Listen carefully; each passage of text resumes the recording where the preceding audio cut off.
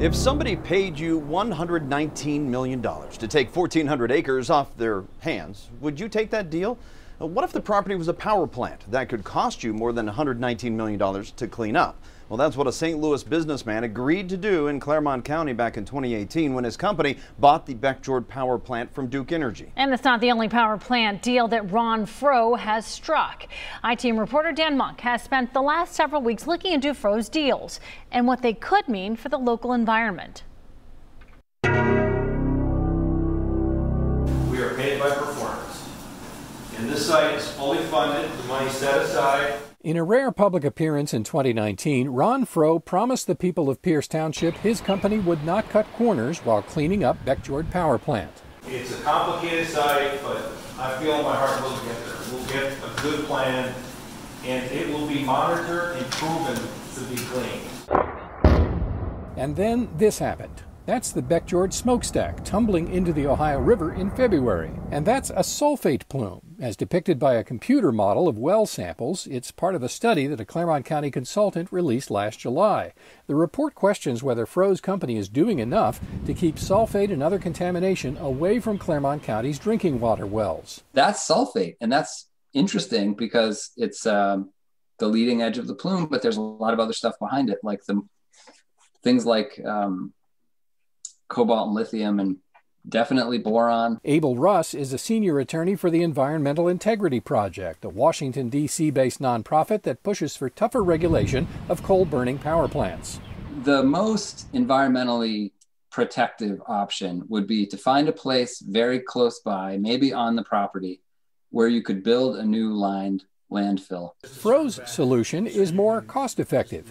He's building a new well to divert sulfate away from Claremont County's water supply, and he's relocating coal ash from Pond A to another unlined storage pit a few thousand feet to the south. The Ohio EPA granted a permit for the new well in October. Froh did not respond to more than a dozen attempts to reach him for comment, but in 2019 he called the ash pond relocation a huge win for the community. It's not a good solution. It's like, if I tell my kids to clean their room and they shove all their toys under the bed, it looks better, but it hasn't accomplished anything. The Beckjord plant is one of more than 20 that U.S. utilities have sold in the past decade to companies promising to redevelop and clean up the sites. Ron Froh's company, Commercial Liability Partners, has done 8 of these deals since 2015, including 3 in Southwest Ohio. At the end of the day, utilities are not in the business of cleanup. Travis Miller follows the utility industry for Morningstar, an investment research firm. There are companies out there who think that it's a profitable transaction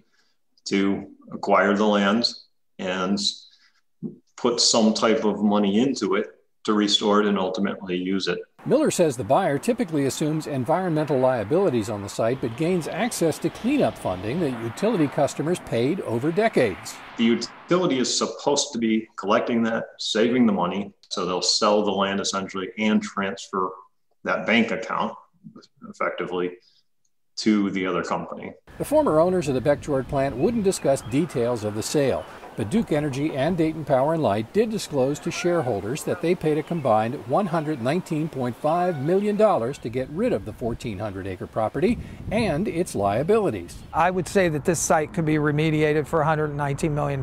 Claremont County Commissioner David Painter managed environmental remediation projects for 40 years, 10 of them at the Fernald Nuclear Processing Plant in Crosby Township. I know $100 million sounds like a lot of money. But again, action levels are everything. It's how clean is clean. Painter says Froh could do a better job of communicating with local governments about the project. And his opinion of the cleanup so far? It's not good enough. We want a site here that obviously can be reindustrialized, a site where jobs can be recreated here, and a site that also protects our groundwater. Everybody who owns one of these properties looks at it and tries to figure out the cheapest way to comply with the rules. And that's what's going to happen here. It's the same thing that happens everywhere. Dan Monk, WCPO 9, I-Team. The story.